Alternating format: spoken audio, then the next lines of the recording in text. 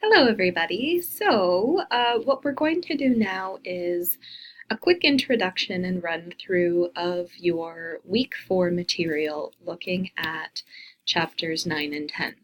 So let's have a quick look at the chapter 9 material. Chapter 9 of your textbook introduces some of the important key concepts about prevention and promotion. So what these two terms are referring to are how we go about preventing some of the serious psychological issues and social issues that we talk about in our class, and of course how we then promote healthy living, healthy lifestyles.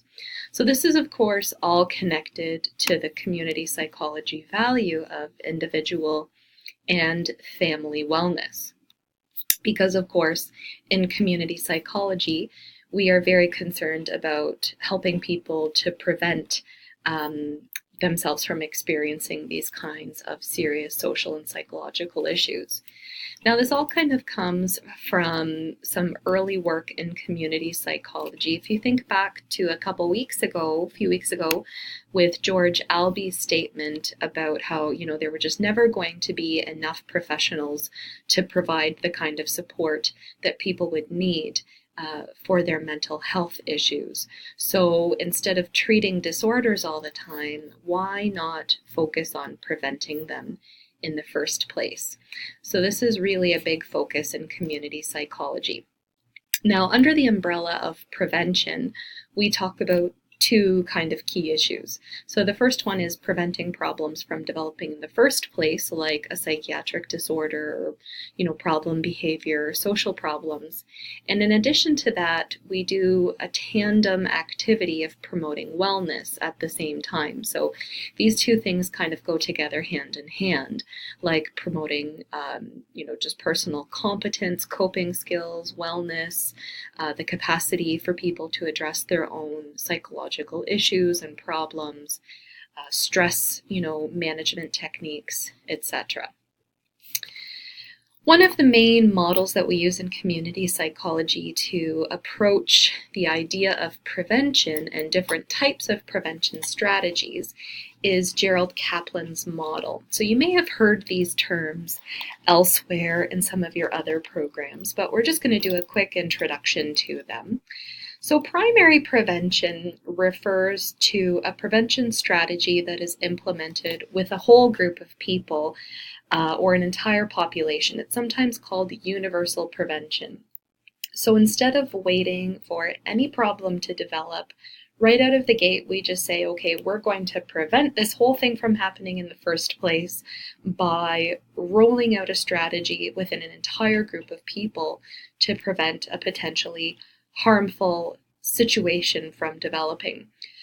The main example that we often refer to of primary or universal prevention is going to be a vaccination, right? Instead of waiting for people to develop certain issues, we vaccinate the entire population so that, of course, we can prevent people from experiencing really painful health conditions like polio and measles and mumps and stuff like that, right? So these are health issues that used to exist much more prominently decades ago. Unfortunately, with the anti-vax vaccination movement, they have been getting a bit of a resurgence. But we know that vaccinations are safe and that they really do help to prevent these kinds of physical health issues within an entire population.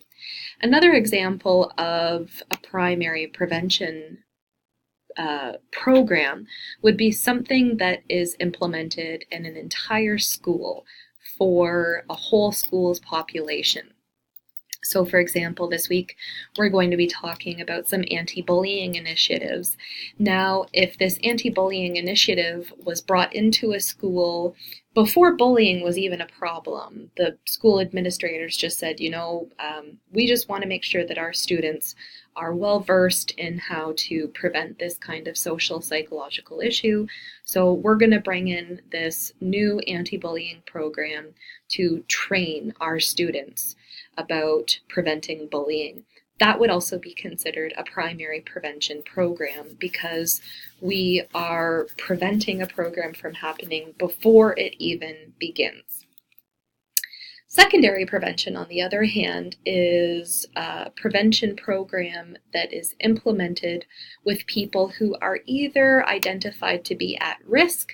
We're going to talk about this term risk in much more detail in a few moments, or when there are early signs of difficulties. So it's sometimes referred to as an early intervention. So what we might do, for example, is a program for people who are maybe at risk of dropping out of high school, developing a drug abuse problem, maybe experiencing teen pregnancy, etc. So the key thing about risk, and we're going to talk a little bit more about this in a moment, is that it doesn't necessarily mean that problems will develop, but just that there's a higher likelihood that problems could develop.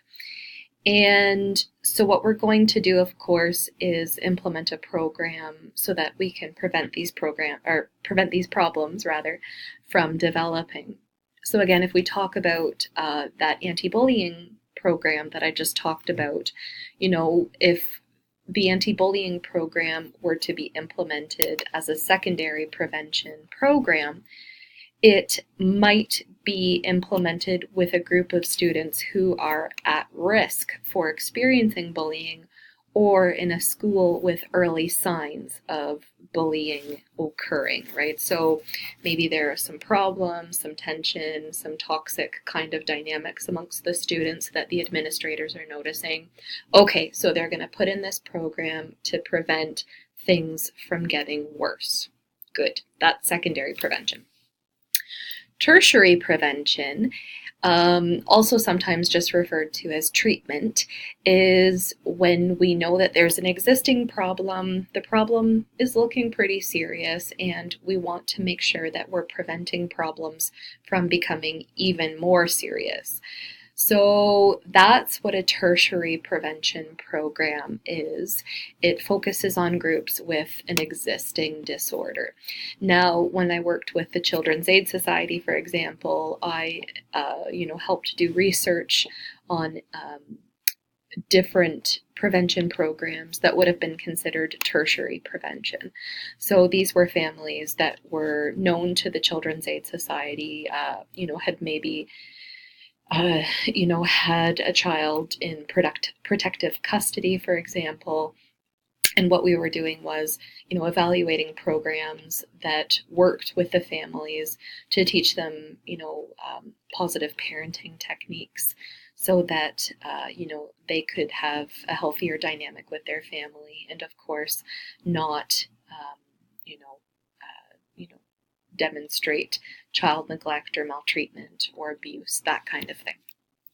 All right, so a bit of an example here of Kaplan's prevention model in a child maltreatment, situation. So if we were to talk about a primary or universal example of primary prevention for child maltreatment, this could be a program targeted at an entire population in order to provide support and education before problems even occur. So this could be, a campaign given to an entire community. A secondary prevention program would be a program targeted at families in need to identify or to alleviate rather problems that have already been identified so that we prevent them from escalating or getting worse. And then a tertiary example of a program would be what I just talked about, right? Interventions for children experiencing maltreatment and their families. All right. So when it comes to how we focus our prevention efforts in populations, this is where our statistics become really important for us, because the statistics around incidence and prevalence help us understand how much of a problem this particular issue is. So prevention programs, what they do is they focus on reducing the rate of disorders within a population. Obviously, that's probably a self-explanatory piece of information. Now again, just recall the terms that we talked about a couple weeks ago, incidence and prevalence. So incidence is going to be the rate of new cases of a disorder that occur in a given period, usually within a year. And prevalence is how many total number of cases within a population are experiencing that problem. So again, what prevention programs aim to do is lower the incidence of new cases and ultimately then lower the total prevalence of a population experiencing a particular issue. So that's a big part of what we do in a prevention program. Now, prevention and promotion are terms that often go hand in hand. They are a little different, right? So a health promotion program would be a strategy that essentially helps somebody to develop skills and abilities to support their health and well-being.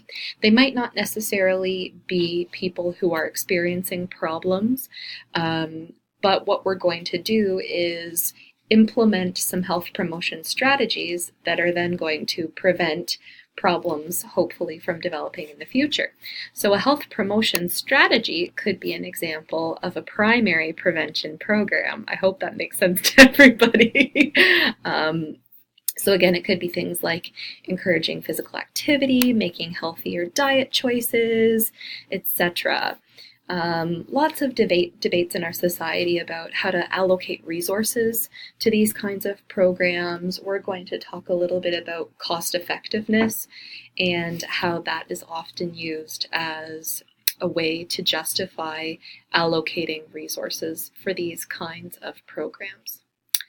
All right, so let's talk a little bit about risk factors and protective factors.